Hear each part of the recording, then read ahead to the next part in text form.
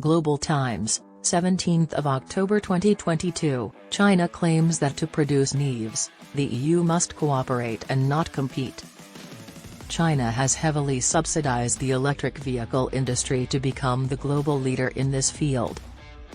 According to a report released Monday by the Brussels-based environmental organization Transport and Environment, the EU must offer more significant regulatory incentives and anti-dumping legislation from China to encourage European automakers to increase EV manufacturing or risk losing market share to Chinese competitors. The study can be viewed as a bit of a representation of the EU's concern over being surpassed by China. The EU still sees China as a competition despite their close economic relations, and under the pretext of cutting dependency, they have further increased their rhetoric about decoupling from China. However, it is disconcerting to see that major European nations like Germany and some EU officials have recently voiced their support for China's economic ties. According to media sources, last week, German Chancellor Olaf Scholz stated that decoupling from China would be the incorrect course of action. In contrast, EU Trade Commissioner Valdis Dombrovskis noted that decoupling from China is not an option for businesses in the EU. China and Germany are two of the most globally integrated nations and are heavily reliant on the export market. In an era when the world is about to experience a severe recession, Germany is chasing its tail by attempting to become a significant supplier to China. It is very evident whether China and the EU should scale back or step up their bilateral economic and commercial cooperation at a time when the European economy is dealing with issues like the Russia-Ukraine conflict, an energy crisis, and high inflation. Consider the automobile industry as an example. Given that they continue to invest in China, European automakers are unquestionably more logical than some European politicians who have misconceptions about China's economic and commercial relations.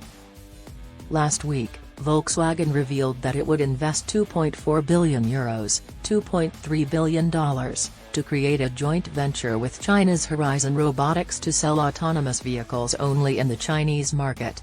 In June, BMW formally opened a new $2.2 billion factory that mainly produces EVs in China.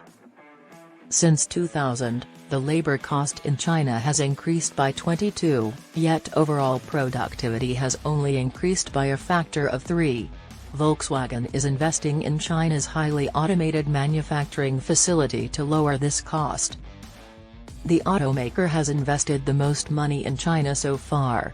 Audi and state-owned manufacturer FAW Group partnered in July to build a NEV plant in China to meet the rapidly expanding local demand.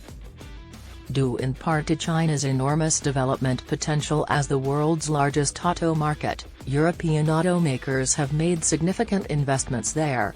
China sold 4.57 million new energy vehicles, NEVs, in the first 9 months of this year, a 110% increase over the same period last year.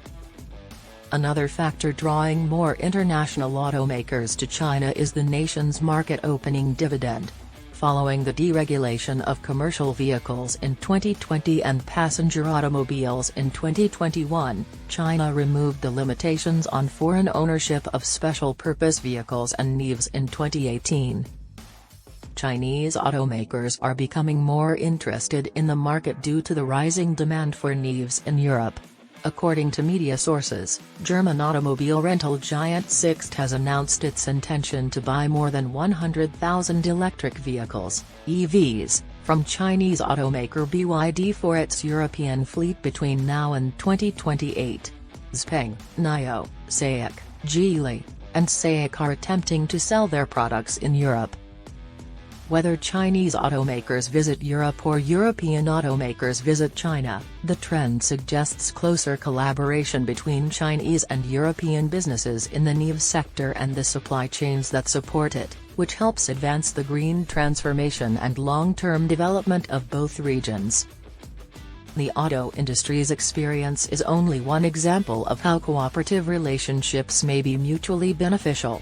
the first time that commerce between China and Europe exceeded $800 billion occurred in 2021, demonstrating the broad range of shared interests and comparable strategic objectives in bilateral cooperation's resilience and potential.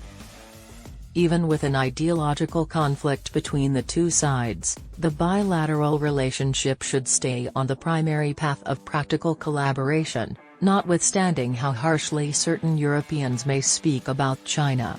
Is what China anticipates happening.